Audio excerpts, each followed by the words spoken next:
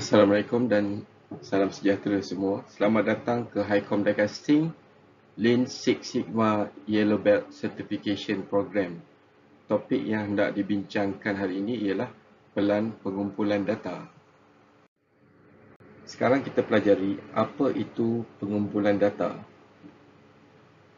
Ia ialah cara mengumpulkan data yang boleh membantu untuk mencari petunjuk atau punca kepada suatu masalah. Okey, seterusnya kita lihat jenis-jenis data. Kita ada dua jenis data, iaitu data kuantitatif dan juga data kualitatif. Apa itu data kuantitatif? Data kuantitatif ialah data yang boleh dinyatakan dalam bentuk nombor atau dikira. Ciri-cirinya ialah, yang pertama ialah boleh dikira. Data diskrit ni data yang boleh dibezakan. Kemudian data yang boleh diukur, continuous, boleh diukur berulang-ulang. Okey. Yang ketiga, data mestilah nombor dan statistik. Contoh-contohnya ialah berapa jumlah wang yang anda miliki, berapa tinggi, berat, bilangan orang yang tinggal di bandar anda, bilangan orang yang mengambil vaksin. Okey, satu lagi jenis data ialah data kualitatif. Data ini ialah data penjelasan berdasarkan pemerhatian. Okay, ciri-ciri data kualitatif ialah data yang tidak boleh dikira, data yang melibatkan 5 deria, mata, perasaan, rasa, dengar dan bau, tak boleh dikira. Data yang mestilah dalam bentuk perkataan, benda, gambar dan pemerhatian. Sebagai contoh, warna rambut, jenis darah, kumpulan etnik, kereta yang dipandu dan jalan yang didiami.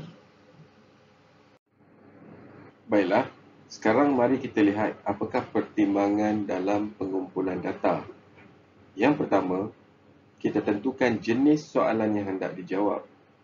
Kedua, kita tentukan jenis data yang diperlukan untuk menjawab soalan. Yang ketiga, bagaimana untuk mengumpulkan data? Kita perlukan 5W 2H. Apa itu? Itu ialah apa, kenapa, di mana, bila, siapa, bagaimana dan juga berapa.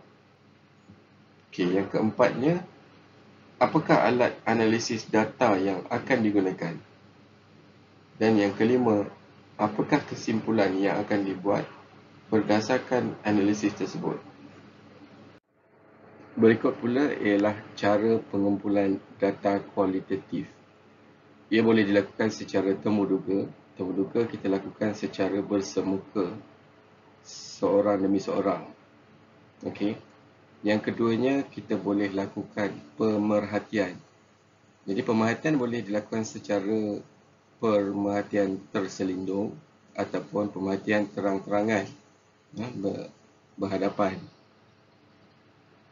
Itu juga kita boleh melakukan secara kaji selidik melalui soal selidik. Kita sediakan soalan-soalan. Kaji selidik boleh dilakukan di atas kertas ataupun kaji selidik secara dalam talian. Begitu juga dengan perbincangan secara kumpulan. Okey, kita boleh melakukan soal selidik, kaji selidik di atas kertas dan juga kaji selidik dalam talian. Baik, sekarang kita bincangkan pula cara pengumpulan data kuantitatif. Okey, ia dilakukan secara sampling, persampelan. Ya, ini adalah satu daripada bidang statistik, kita melakukan sampling.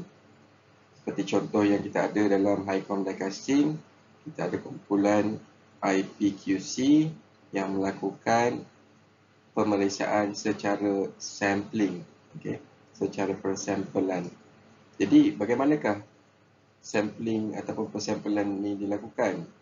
Okay, persampelan ini dilakukan secara rawak. Kita ada satu kumpulan, kita pilih mana-mana saja yang kita suka secara rawak. Jadi dia tak ada pattern tertentu, yang hanya dilakukan, data diambil daripada siapa yang kita pilih secara rawak sahaja. Yang kedua, kita melakukan sampling secara sistematik. Okey, kalau mengikut contoh di sini, bagaimana sistematik ianya dilakukan? Ia dilakukan setelah selang dua manusia, ya. Selang dua, okey, lakukan sampel kepada beliau. Selang dua, selang dua, selang dua. Okey. Dan yang ketiganya, kita boleh lakukan sampel secara strata. Jadi apa yang dimaksudkan dengan persampelan rawak secara berstrata ni, ya? Persampelan rawak berstrata ialah kaedah persampelan yang melibatkan pembahagian populasi kepada subpopulasi yang kecil. Subpopulasi kecil inilah yang dinamakan strata. Contohnya, ini adalah satu kumpulan besar, kita pecahkan kepada subpopulasi. Okey, subpopulasi ini dinamakan strata. Kumpulan 1, kumpulan 2, kumpulan 3, kumpulan 4. Okey. Jadi kumpulan ni dibentuk berdasarkan ciri yang dikongsi oleh ahli-ahli tersebut. Sebagai contoh, seperti grade gaji, pencapaian pendidikan, ataupun bidang pekerjaan dan sebagainya. Baik, seterusnya kaedah kumpulkan data, kita ada kaedah secara interview, temu duga secara telefon, secara berdepan, ataupun telah banyak zaman sekarang kita ada temu duga peribadi berbantukan komputer. Okay, selain itu kita ada survey questionnaire. Okay, kita akan menjawab soalan kaji selidik melalui laman web, kaji selidik melalui email. Kita juga ada observation, pemerhatian secara tersusun, ya, pemerhatian yang tersusun.